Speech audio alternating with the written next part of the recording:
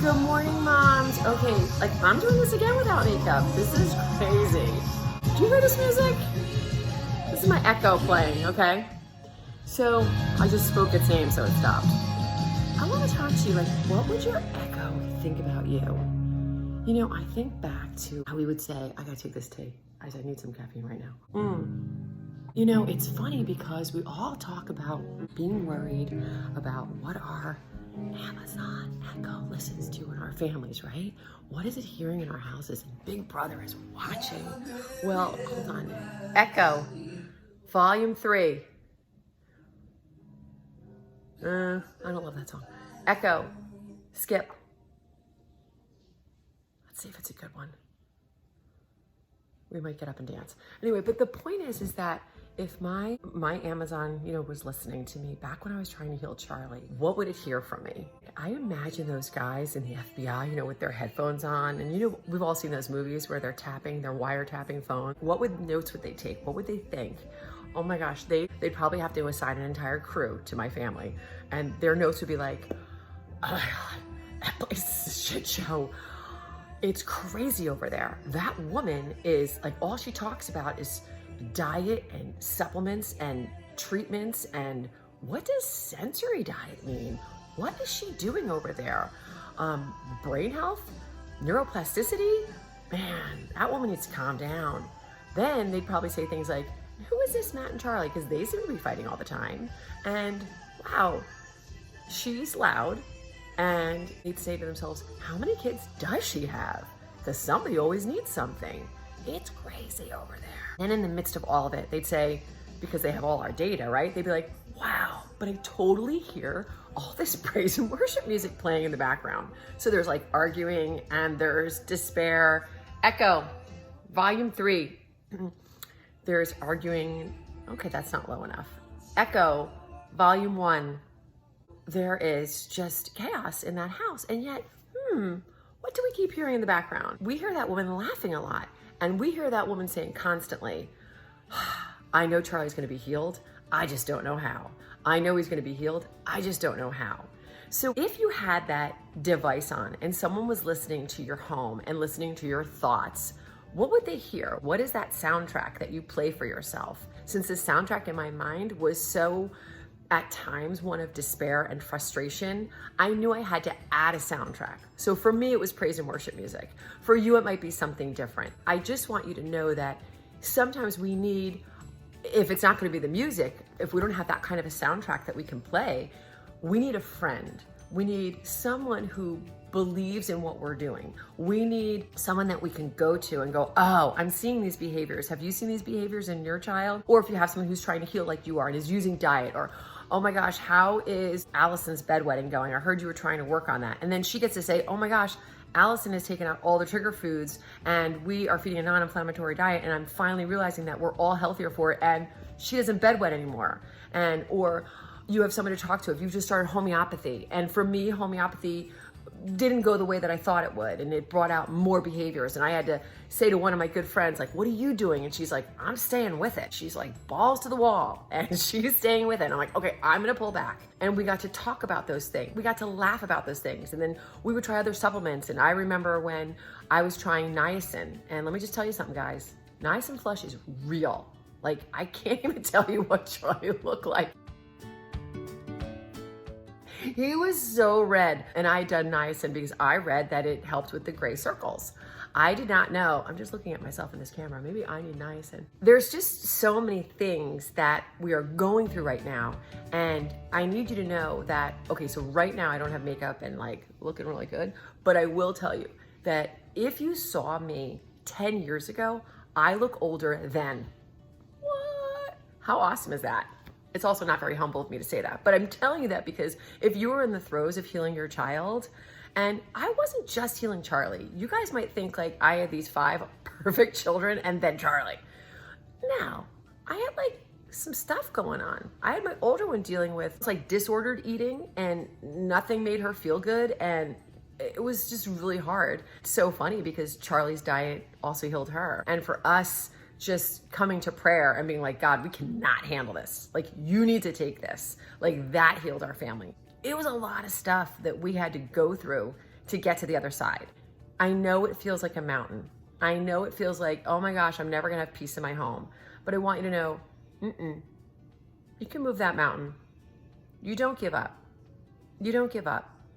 You get quiet. So on those days when those like FBI guys are probably listening to me with those headphones, they're probably like, wow, we'd hear her cry a lot. And then, wow, she sure is quiet right now. I wonder what she's doing. I'd be on my knees praying. I'd be like, God, what is my next step? I can't do this. You gave me all these children. Why did you think I could handle it? But he equipped me. He equipped me. And he's like, you know what? And now you're going to tell other people how to do it and how to get through it. And guys, oh my gosh, I can't even tell you, the marriage during some of those years, it was horrible. Like when I tell you, my husband would walk by me and I'd be like, I didn't even want to hear him breathe. I was like, you disgust me.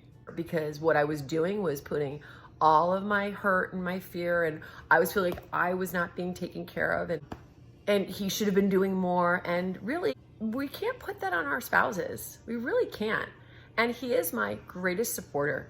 He really is. He is the first one. I can hear him sometimes like, Charlie, what did you eat? You know, and Charlie can eat so much more right now. I have to get my take, guys. I need, oh, look what I chose today. Sometimes we need to laugh, guys. And if you're not in that like stage where you're laughing all the time, don't worry, it's a season.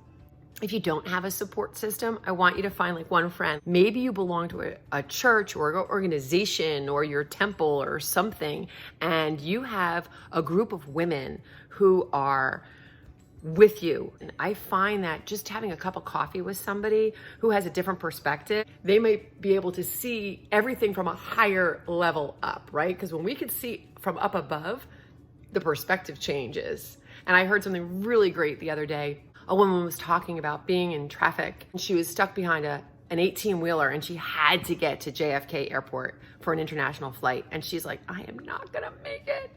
And her story was that she was praying like, God, just delay the plane, do whatever you need to do because I need to be on that flight. And so she makes the flight. Much later, she's sitting in the plane and she's looking down at everything as they're taking off, and she realizes that truck is like this big. It's this big. And when we see it in that moment, it's huge. It takes up our entire scope of vision. And it's like, that is insurmountable.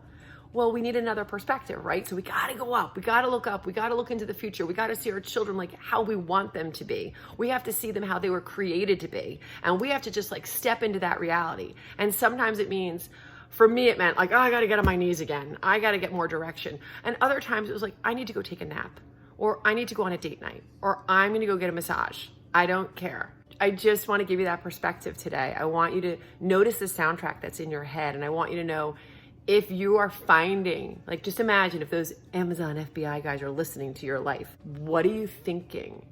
What is the majority of thoughts? Is it despair? Let's cut that out. Let's cut that out, ladies, because I was there. It's a terrible place to live. That is why I call the website Live with Joy Now. So you might say, I have no joy, Carolyn. You're crazy. And it's easy for you to say that because you've gone through it already and you're on the other side.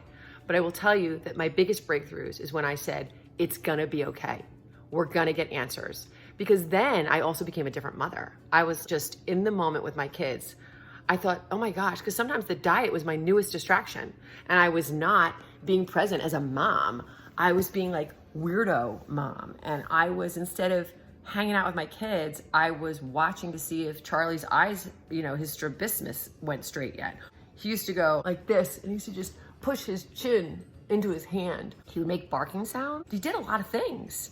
And so it would pull me from the moment. I would quickly jump into fear mode. So I just want to pull you. If you jump into fear mode, I want you to say to yourselves, I'm coming back. Bring it back, because that is not going to help your child. And as a matter of fact, if they're doing something like this, ask yourself. I used to be like, Holy Spirit, what the heck do I do in this moment? Sometimes I would then take Charlie's hands really lovingly, and I'd be like, let's play Ring Around the Rosie, because I had to take his hand off of his chin. Now, I'm not saying that if you have a child that is self-stimming, that you just pull them away from doing that. I'm not saying to do that. Sometimes you actually are gonna join them, and you're like, dude, and they'll catch your eye. You're like, hey, what's she doing? Every child that I work with is at different levels. Some of them are just hyperactive. So if you have a child who's just hyperactive and just can't focus, and you're doing something with them and they're not with you, Look at them and like, what you thinking about? And then let them talk to you about what they're thinking about, even though they're supposed to be doing the math problems that you're trying to do with them, that they're like 3 years behind in. What ups? What are they thinking about? Get into that conversation. Go, oh, okay. Ooh, that's cool. Okay. After you really chat about it, then go, all right, we have to finish 2 math problems right now. And then I want to talk more about those rocket ships that you're talking about, or that video game that you played recently that I didn't want you on and you keep sneaking on. Where's your mother? That's it for today, guys. I love you and I hope this was helpful. I am going to shower, I promise. Mwah. Love you guys.